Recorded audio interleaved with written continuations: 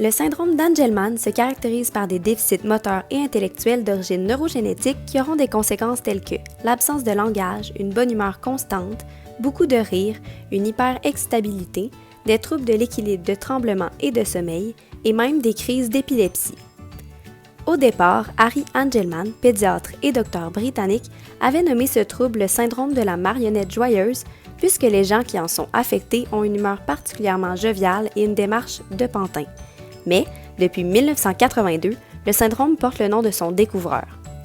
C'est en faisant le lien entre 3 enfants présentant des caractéristiques semblables qu'il en a dégagé un syndrome. Laissons-le nous raconter les circonstances entourant sa découverte. Ce fut purement par hasard que 3 enfants handicapés furent admis à différentes périodes dans mon service de pédiatrie en Angleterre. Bien qu'au premier coup d'œil, ils semblaient souffrir de pathologies différentes, j'ai senti qu'il y avait une cause commune pour leur maladie. Alors que j'étais en vacances en Italie, j'ai découvert une toile dans un musée intitulée « Le garçon à la marionnette ». Le visage souriant du garçon et le fait que mes 3 patients montraient des mouvements saccadés me donnait l'idée d'écrire un article sur eux avec comme titre « Puppet Children ». C'était le premier article à avoir regroupé les 3 enfants sous un seul syndrome. Encore aujourd'hui, la prévalence n'est pas très bien connue, mais on sait que le syndrome touche environ une personne sur 20 000 jusqu'à une personne sur 12 000. De plus, n'importe qui peut en être atteint, enfant des 2 sexes et de n'importe quelle origine. Concernant l'origine de cette maladie, il faut savoir que le syndrome d'Angelman est en fait un trouble d'empreinte neurogénétique causé par une ou plusieurs anomalies affectant la région 15, Q11, Q13, localisée sur le chromosome 15. Tout d'abord, qu'est-ce que l'empreinte neurogénétique? Elle est présente en chacun de nous et constitue le patron d'ADN influençant la génétique de notre système nerveux. Dans le cas du syndrome d'Angelman, cette dernière est affectée par des défectuosités qui surviennent au niveau du chromosome 15, plus précisément dans la région 15, Q11, Q13. L'importance de cette région réside dans le fait qu'elle contient un certain nombre de gènes, dont le gène codant pour la ligase ubiquitine E3A, qui contribue à l'empreinte génétique du système nerveux central. De fait, ce gène est connu pour mener à la production des protéines associées E6 qui sont des composantes importantes dans la voie de régulation ubiquitine du protéasome. En d'autres mots, les protéines E6AP contribuent au contrôle des protéines exprimées au niveau des neurones cérébrales en dégradant spécifiquement certaines protéines nuisibles ou non nécessaires au bon fonctionnement du système nerveux. Chez les individus présentant un syndrome d'Angelman, des atteintes du système nerveux central sont présentes en raison d'un déficit de l'expression du gène UBE3A au niveau du cerveau. De façon générale, la copie du gène UBE3A localisée sur l'allèle paternel est maintenue silencieuse par épigénétique, c'est-à-dire qu'au fur et à mesure de l'évolution, ce gène demeure non exprimé. Quant à la copie du gène UBE3 située sur l'allèle maternel, il devient actif. Comme mentionné précédemment, étant donné que UBE3A est essentiel au bon fonctionnement des neurones, il devient évident que toute altération affectant son expression est problématique. Voici les 2 mécanismes d'altération génétique les plus fréquents que peut subir UBE3A et qui peuvent expliquer l'origine du syndrome d'Angelman. Premièrement, il peut y avoir microdélétion des parties plus ou moins grandes du gène UBE3A maternel, ce qui entraîne l'absence d'expression de ce dernier. Une microdélétion survient lorsque les protéines transcriptionnelles n'arrivent pas à transcrire toutes les bases. Il en résulte donc une modification de la séquence codant UBE3A et une absence de ce dernier. Comme si on oubliait certaines lettres d'un mot lorsqu'on écrit une phrase. Ce dernier perd alors toute signification et il est sauté lorsqu'on lit la phrase au complet. Deuxièmement, il peut y avoir mutation ponctuelle du gène UBE3 maternel, c'est-à-dire l'échange des bases qui entraîne une modification de la séquence d'ADN codant pour ce gène et qui le rend silencieux. Si on reprend l'analogie précédente, c'est comme si on échangeait quelques lettres pour d'autres dans un mot et qu'on essayait de lire la phrase contenant ce mot. Encore une fois, on sauterait la lecture de ce mot rendu illisible. Dans tous les cas, comme expliqué précédemment, si le gène UBE3 maternel ne peut être exprimé en raison d'un gène maintenu silencieux, tout simplement absent ou en raison de différents mécanismes d'altération génétique, il en résulte un déficit dans le système nerveux central et c'est ce qui cause le syndrome d'Angelman. Les symptômes sont absents à la naissance et difficilement identifiables avant l'âge de 1 an. C'est donc généralement entre l'âge de 1 et 3 ans qu'ils deviennent évidents. De façon générale, les différents symptômes peuvent être classés selon leur pourcentage de présence. L'un des symptômes toujours présents est la difficulté majeure de mémoriser les choses qui affectent grandement leur capacité d'apprentissage. Leur déficit intellectuel les empêche alors d'acquérir une autonomie suffisante même lorsqu'ils atteignent l'âge adulte. Ce déficit intellectuel s'accompagne d'un trouble du langage, également sévère. Dans tous les cas, le langage ne sera jamais acquis. La plupart des personnes utiliseront au maximum 5 mots.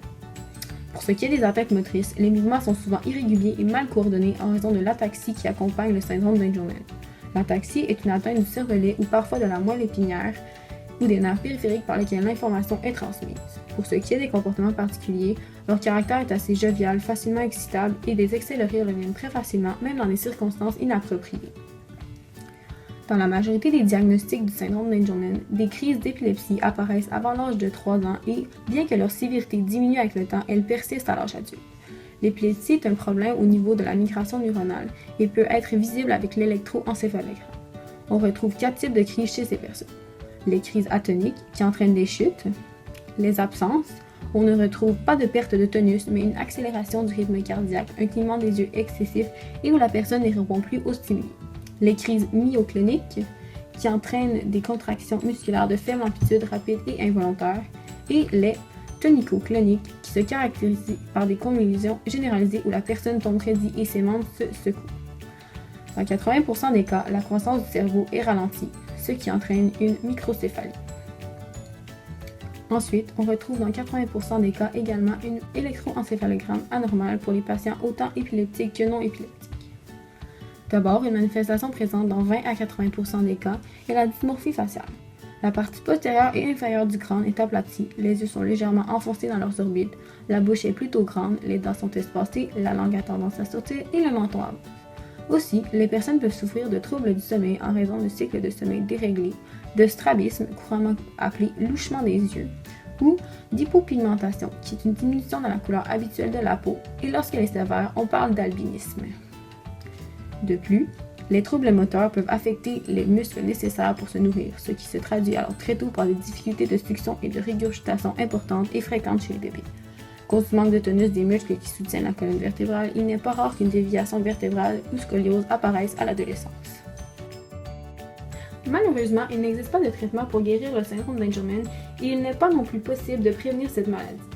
Par contre, certains symptômes peuvent être pris en charge avec l'aide de médications et de thérapies diverses comme la physiothérapie, l'ergothérapie et l'orthophonie. Les troubles épileptiques sont pris en charge à l'aide de médicaments antiépileptiques. Le choix du dosage et du type de médication va dépendre à la fois des caractéristiques de l'enfant et du type d'épilepsie qu'il a. Le valproate sodique et les benzodiazépines sont des exemples de médications qui peuvent aider à gérer les crises et comme pour la plupart des épileptiques, les personnes atteintes du syndrome d'Angelman doivent être suivies de près en raison des effets secondaires et des intolérances possibles reliées à ce type de traitement. Les troubles du sommeil peuvent être améliorés à la fois grâce au traitement comportemental et à la médication. Pour favoriser un meilleur sommeil, il est important de créer des conditions favorables lors du coucher comme l'instauration de rituels. Ensuite, il faut s'assurer que l'agitation de l'enfant pendant son sommeil ne soit pas due à un trouble autre que le comportemental, comme l'apnée du sommeil ou bien les problèmes d'estomac ou d'oreille. Si les problèmes persistent, il est possible d'utiliser la mélatonine pour améliorer la qualité du sommeil. Les troubles moteurs peuvent être pris en charge à l'aide de différents types de thérapies, comme la physiothérapie et l'ergothérapie. Si elles sont commencées dès l'apparition des difficultés motrices, elles peuvent faciliter l'acquisition de la marche et l'apprentissage des gestes de la vie. Les thérapies peuvent commencer à un très jeune âge pour apprendre à l'enfant à s'asseoir et plus tard pour lui apprendre à marcher et à lutter contre les troubles d'équilibre. Un suivi à l'âge adulte peut également être nécessaire pour entretenir l'acquisition de la marche. Deuxièmement, la thérapie peut aider à améliorer des troubles physiques qui ont une origine neurologique. Par exemple, il est possible d'améliorer la coordination des mouvements et la précision des gestes.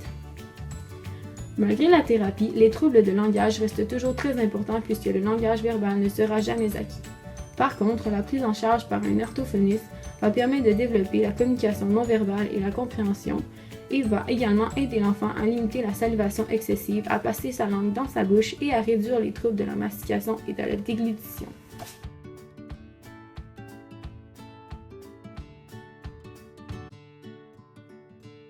On a su qu'il y avait le syndrome d'Angelman, il y avait 17 mois dans le fond.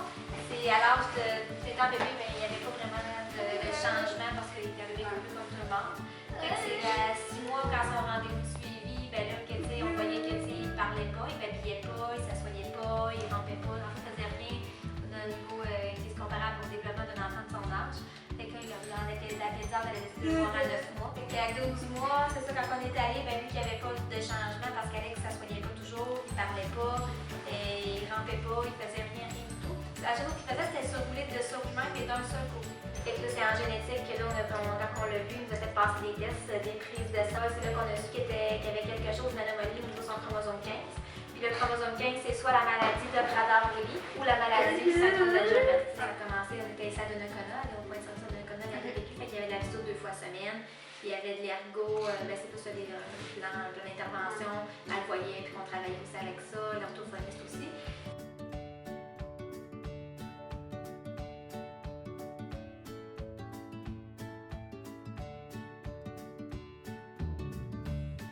Au début, Alex, c'était beaucoup la motricité fine. Il n'y avait aucune motricité. Et que ça a été vraiment beaucoup de travailler la main. C'était vraiment la première chose. C'était dès qu'à manger, il n'était pas capable. La sensibilité au dos, c'est beaucoup plus clair parce qu'avec le temps qu'il met tout dans sa bouche,